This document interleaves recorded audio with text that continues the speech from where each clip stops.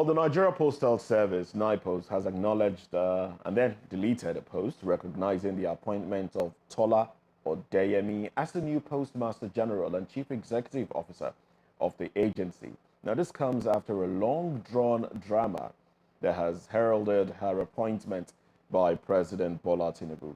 Now, presidential spokesman Ajurin Galali, in a statement on Wednesday, announced the sack of Adeyemi Adepoju as the Nipost boss and his replacement with Tola Odeyemi based on the directive of President Bola Tinubu. Well, however, drama erupted on Saturday when Nipost claimed that the president has reinstated Adeyemi Adepoju as the Postmaster General of the agency. Now, the agency, in a statement on Saturday, released via its account on the X platform, claimed Adepoju had been restored to the position of the agency's Postmaster General by the president due to his exceptional leadership and performance. Well, also, on Monday, yesterday, Nipost workers shut down the head office of the service in Abuja, protesting against Odeyemi's appointment. Now, the protesting workers denied entry to the newly appointed Nipost CEO, saying her appointment was against their wish.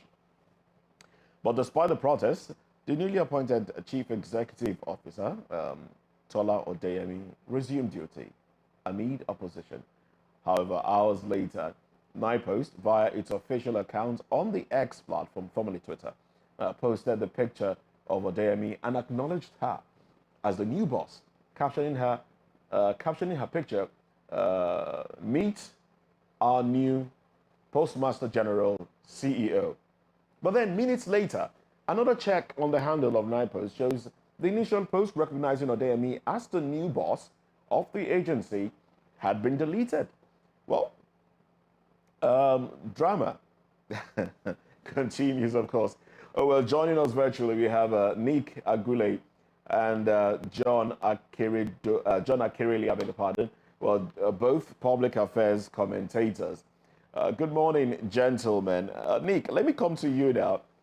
When you heard this story, especially with the workers saying it was against their wish, should the president have consulted with the workers before appointing a PMG, a CEO for them? Good morning, Moses, and good morning to our viewers. Well, I don't think there's anything compelling the president to consult with workers of a ministry, department, or agency or government before appointing a CEO. However, it is important for the president to have his ears to the ground in making these appointments. Already, it's becoming like the days of the past regime where if an appointment was to be made, we expected that the name was going to bear a name from a particular section of the country. And that is what is actually coming to play right now in terms of appointments. I mean, when an appointment is announced, the expectation is like the name will be from a certain section of the country. So let it not be as if the president is not listening to the mood, he is not aware of what is happening in the country. Because if he's aware of what is happening in the country, the country is already complaining about the nepotism-like type of appointments that he's making. So yes, he's not compelled by any law to make consultations, but he has to be seen to be fair in making appointments, more so that we have a law that binds him, the Federal Character Law. And in addition to that, he also needs to at least have some intelligence in terms of if you are replacing a CEO, what is the performance of the CEO that is on seat now? and what is the performance of the CEO that you think you want to bring in. But again, let's also not look at the other side of the coin. I mean, the workers in Nigeria, especially civil servants. I mean, I saw this viral post about the gentleman at the Corporate Affairs Commission. So let's not forget that where we are in Nigeria, especially with the civil service, people expect that it is not their salaries that are going to feed them and look after them. That something has to come up from the work that they are doing. And it's also possible that these CEOs that the workers are protesting against are people who have attempted to, ensure that there are controls around where the usual Nigerian maxim, which is now where you they work, now you go chop, now you supposed chop. If a CEO is bent on putting his or her foot down and saying it is not where you they work, now you're supposed to the chop, the workers may not also like them. So this kind of thing needs to be weighed from both sides before we can actually come to a decision. I wish I was a member of the NITEL staff, but I'm not. And so we can only make these postulations based on our interest in public affairs. All right. Well, it's Nipost actually, but John now. Let me come to you, John. Odeyemi Tola hasn't even been given the opportunity to resume. Do you think? I mean, let's look at what played out over the weekend. We saw that the recently sacked postmaster Adepoju Odeyemi addressed the people, addressed the staffers, said that he had been reappointed. All right, and then we heard the confirmation from the presidency that Tola Odeyemi was indeed the new postmaster for Nipost, and then she was accepted, all right, and then the post on X later deleted. Does it seem like the sacked postmaster general was, is having something to do with this, or those that work with him don't want the new lady to take office? All right. Thank you, Moses, for that question. Let me say good morning to you, Moses, and every member on the team. Good morning to our viewers all over the globe. Good morning to Nick as well. For me, I'm seeing politics at play here, in a sense that there are some set of people who does not want the former boss to remain, and they have their political will to do that. And there are some set of people as well who does not want the new person to come on board. Why? Because they feel, are you saying that people that are capable to lead this agency are from a particular section of the country? Just like I've said before, that the issue of federal character should always be considered in all of our national appointments. The issue of ethnicity and religion should always be considered. Reason being that so that you can satisfy the tension in the land. Moses, there are competent people in all areas of the country, in all regions, in all ethnicity, in all religious background, in all states of the nation. And as such, when the government comes up with appointment, it should be that when these appointments are announced, it tallies with the expectation and the hopes and aspiration of the people. Now, that's on one angle. On the other angle, Moses, is the fact that you talk about Nipost. Even with the previous administration, I've not seen the effectiveness of Nipost. All right? They said they have office in Lagos. How many of these offices are functional in Lagos? How many of their staff resume on time? How is that? The level of efficiency of Nipost itself should be checkmate according to even the staff themselves. I have a scenario in case of one of my friends in Taraba who was sent a package from outside the country and it came through Nipost. And only for him to get to Nipost office, and it was under lock and key and bushy. And then I asked myself a question. How will a Nipost office in a state like Taraba be shut down? and then you claim that Nipost is working. So I think there's need for a total overhaul in the system of leadership of Nipost itself. It's a wake-up call to them that every length and breadth of the agency should be effective and should work. And when people send packages, they should be delivered in time and on time. And that's where we can say that truly there's a new leadership. So maybe this new leadership that is coming on board, apart from the fact that it's nepotic, they should go back to the round table, look at the appointments, look at religion, look at ethnicity, look at competency, look at capacity, and see how this person can tick all of the boxes so that they can satisfy the tension among the staffs. And also, new leadership should bring new hope, new objectives, and tell them that they should restore the good old days of Nipost as to service delivery and competence as pay. All right, now, we see a situation whereby civil servants seem to be against ministers and CEOs. What do you think is prompting that? Because you do remember the Minister of Works had a similar incident when he, locked out, asked that the workers that came late not be allowed in, and then he was locked in instead, and he had to apologize after a while. And now we see a repeat of such. What do you think is prompting this insolence, if I may use that word? For me, Moses, I think it shows the decay in our system. Okay, and it shows that we are still archaic in our pattern of administration. For God's sake, Moses, nobody checks either you come late or you come early because there's a new technology that is called clock in and clock out. By the time you want to check the record of your staffs on a monthly basis, just go to your back end of your device and you can have it printed out. The name, the time they clock in, the time they clock out, and you can look at the numbers of the people, look at the numbers of days they have had, and look at how you can serve them query individually.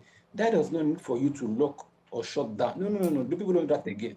All right. But that also talks about the culture and the system that we are running in the country, which is not really a good one. People don't get to job, work on time. In fact, Moses, maybe you should just take a stroll to any of these states, either local government or state government or federal government agency, and maybe you want to make an inquiry and look at the way they will attend to you. Look at the service delivery. Some will even bring a goosey melon to the office and put it on their table. When they say, well, guy, go and wait, we are coming. And we look at what they are doing. Is nothing that they are being paid for.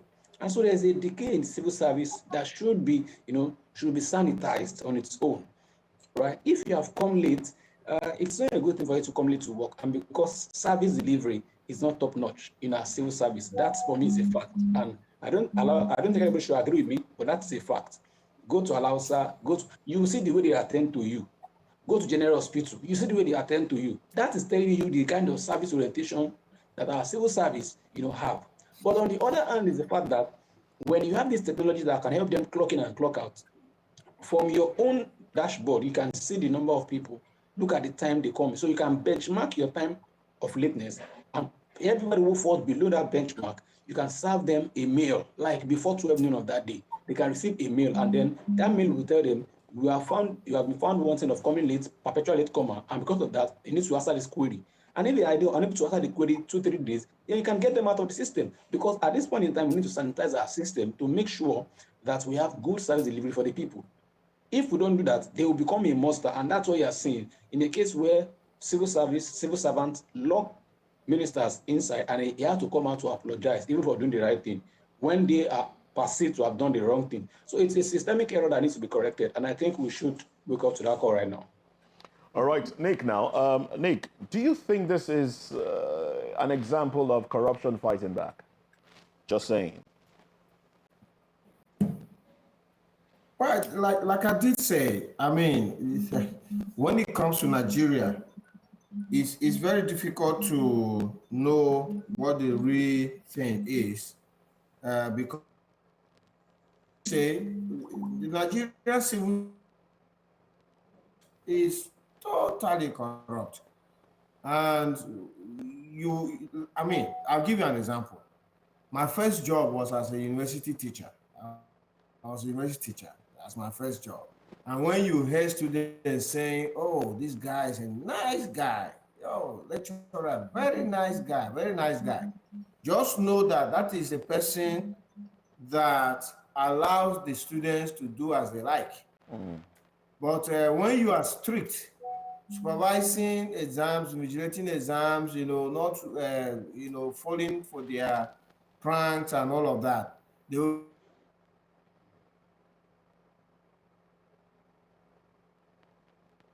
All right, we seem to have a network glitch there. It's affecting Nick's quality of whole thing reception. about the staff, coming against their CEOs could be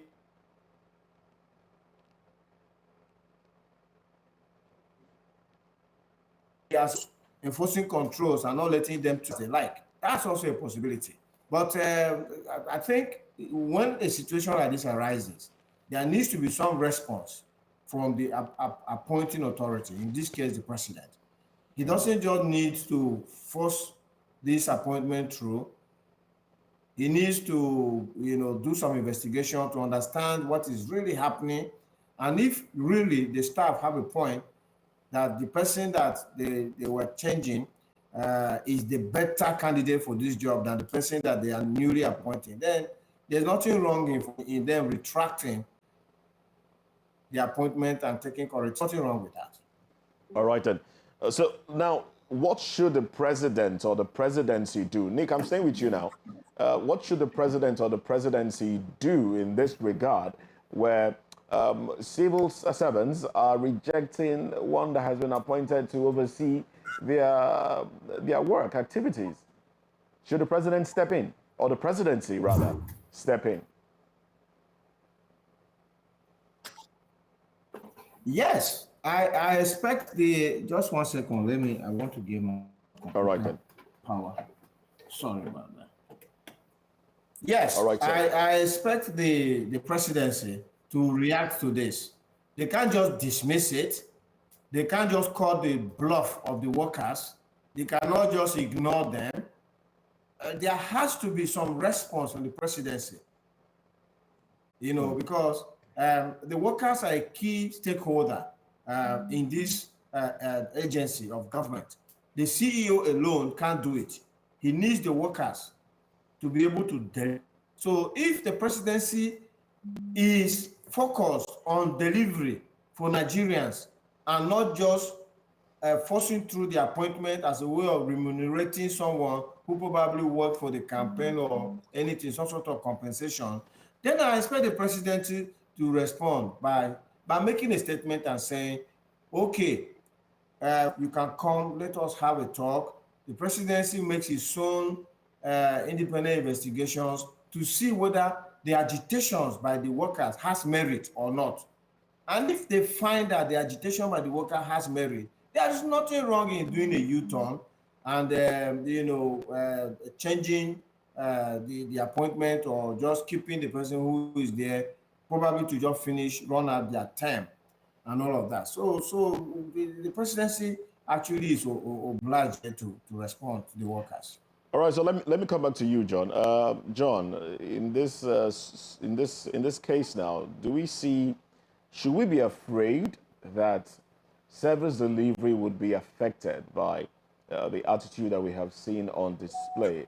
Do recall that she eventually gained entrance and she eventually addressed the members of staff, albeit she refused to sit on the chair provided for her. That in itself spells distrust. All right? She obviously doesn't trust those she's working with.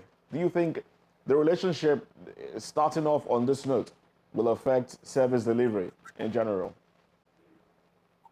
Moses, before I attend to that question, let me respond to what Nick just spoke about. Okay. I think it is very important for our government to always look for a feedback mechanism that can always help them. In terms of policy making, in terms of appointment, always have a feedback mechanism. And from your feedback, you can know if this policy is good for the people, if this appointment is good for the people or not. Now, from the inception of the appointment of this new CEO, you can see that there's a disconnect between the leader and the people. And if there's a disconnect between the leader and the people, the aim and objectives that she might want to achieve in her own administration and her dispensation will not come to fruition. Why? Because the people that will carry out those orders are not in sync with our own goal, plan, and objectives. And so that is happening from inception. And so it means that a house that is divided cannot stand. This house is already divided from inception. She cannot sit down on that seat because she does not trust the people. So there's a issue of mistrust from the day one. And that means that even when she gives out orders about new policies, about any development, the people at the grassroots, at the lower level, who should carry out this order, might go against such order. And you see that all that must have planned to do in terms of reforms, in terms of improving service delivery, in terms of customer service to people, all of that will not come to play. And so I think it is critically important for the presidency to look at what the people are saying, look at what has been. I think we should always have an appraisal mechanism as well, so that we can check past administration. What is it that they've done well? Because you cannot throw away, the baby and the bathwater. And so we should look at it. What's that they have done well? Okay, they've done well in 2 areas, and we adopt the model that we did well in. The other area they didn't do well, that's when we can have new adjustments when we change such people. So I think for now, that rift needs to be settled. If not settled, there will be a problem. And who will bear the brunt of the problem? Are Nigerians who will be using Nipost for all of their businesses and daily lifestyle. And so that is why I think it's really important for them to come to a table of agreements, have a listening here, have a good feedback mechanism from the people, listen to it, analyze it, and then profile a way forward so that together all of us can be happy, both the appointee, the staffs, and the people and the service providers as well. All right, now I did ask a question earlier. I said, is this corruption fighting back? Now let me go to previous papers that indicated activities of Nipost. Now, this particular one is from 4 weeks back, actually. The headline here is, Nipost 43.6 billion naira expenditure generates only 16.7 billion naira revenue over 4 years. Now, we hear that in the last 4 years, between 2019 and 2022, the Nigerian government allocated a total of 43.6 billion naira to the Nigerian Postal Service, Nipost.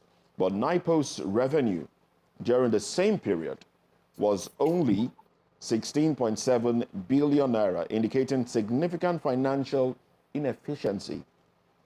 Now, despite a 4-year reform program initiated in 2017, which aimed to make Nipost self-reliant, the company blamed the consistent lack of budget for capital expenditure for the failure, all right? Yes, and then to address declining Nipost's plans to embark on revenue generation initiative by implementing digital postcodes and an address verification system, all right? So apparently, it seemed the president knew that Nipost wasn't functioning optimally like it should, and that brought about this change of CEO.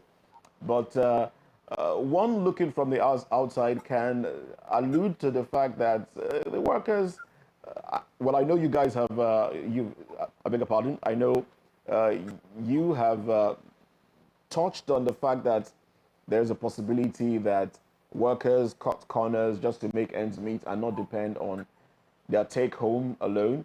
One would ask again, from what has happened now, should we see a situation whereby the outgoing or the former CEO Odeyemi, should he be prosecuted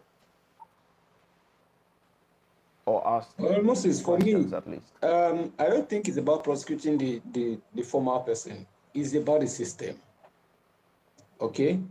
If you have a working system, Moses, that is transparent, that is accountable, there's no way a CEO or a chairman or a director general can unilaterally, misappropriate funds that's meant for an agency.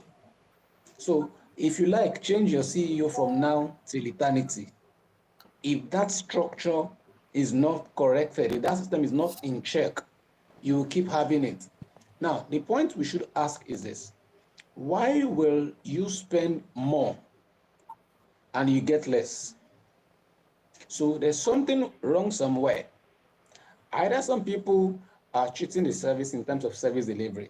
Maybe they come to work 8 o'clock and then by 12 they check out.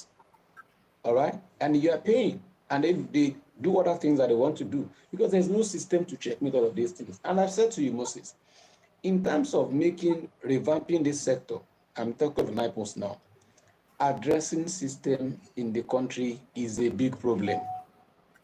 Go to state by state, go to local government, you see that you get some places that are like, how one in one hand is number 1, the next video is number 40 of the same street, and you ask yourself, who did the numbering? And so these are some of the problems that the government needs to fix first before we come back to Nipost. Nipost can do what they want to do, but when it comes to time of delivery, they might have some issues and glitches. So for me, I think it's not about the people you appoint. It's about the system and structure in place. It's about the institution, all right, and all that governs the institution. Because if you have a stronger institution, no CEO, even if you're a CEO, you know that by the time you are leaving, they will get you picked up, and then you can explain how come you're able to take 43 billion in expenditure and able to remit 16 billion. So why is it that we are spending more on you and you are producing less? You know, that is a question mark already. And that question should be answered by the CEO and his team, because it's not the only person. And that's what I'm saying. We only focus on the CEO, forgetting that the CEO is just one man in the office. There are hundreds or tens of thousands of employees under him who carry out these daily, day-to-day activities. And those are where this money comes in. Those are where the diversion comes in. Those are where the boycotting comes in. Those are where total remittance to the purse of the government does not, it should be checked. So those are where the loopholes are. And even him as the CEO, there must have been some cabals in that sector also who have been there for decades and who understand how the system works. So for you to checkmate all of these things, there needs to be a total overhaul. This is the case, Moses. Oga, they chop in own for all. Boy, they chop in own for middle. Smaller boys, they chop their own for ground. So everybody on that ladder, they chop. And that's why it is really hard for you to point finger at one person or the other. And that's the problem. And so that needs to be corrected. That needs to be checkmated for us to have a way forward. All right, Nick. Now, civil service. There's a lot going on in the civil service. We see a situation whereby a large number of people are employed, but then when you look at those that carry out the work, it's a limited number of people that actually carry out the work. Now, going by the recent the recent happenings at Nipost, do you think that privatization of some civil service agencies like Nipost can solve this problem? Nick? Is that a question for me? Yes, please. Of course, yes. The Nigerian civil service is over-bloated because over-bloated, inefficient, ineffective, and people are employed not based on available slots. The people are employed as a way of compensation, as a way of just getting them into jobs. You have civil servants who don't even have desks to sit down and do their work. So for areas which are like business-like, postal service should be run like a business, because postal service can on its own generate enough revenue to cater for itself and pay taxes to the government through the profits that they are making. So for agencies like that, business-focused agencies of government like that, I definitely will want privatization to take place, because privatization is what is going to bring efficiency. That's what is going to even bring the service to make the service available to Nigerians so that they can use it. I mean, I cannot remember when last I went into a post office. I can't remember when last I did that. I can't remember when last I even saw a post office functional. Unlike in those days when we used to see post offices. So the post is actually a multi-billion-dollar business in a country like Nigeria. I mean, if you go to other places like the US Post, and then you have the UK Mail, and all of that, these are businesses that are employing millions of people because on a daily basis, you see the postman, he's walking from door to door, delivering letters, delivering parcels, delivering all of that. Imagine the people that are walking street to street, delivering posts. There are going to be millions. So, and we live in a digital world, and in this digital world, the post office can also do a lot of other things. The post office can be a bank. If you go to the UK, you walk into a post office, you can bank with most of the big banks. You can bank with Barclays, you can bank with NatWest, you can bank with HSBC in the post office. Because through digitalization, they have been able to get the banking platforms to exist. So instead of the banks opening branches, they also work through the post offices. If you walk into a post office in the UK, you are able to process your passport. For instance, you can process your passport. You can walk into the post office, and you deliver a parcel, or you can go there and collect a parcel. Even the post office is working with the likes of Amazon. So you go onto Amazon to buy something, and you ask that it should be delivered to your local post office. And then you go to your local post office and you pick up your parcel.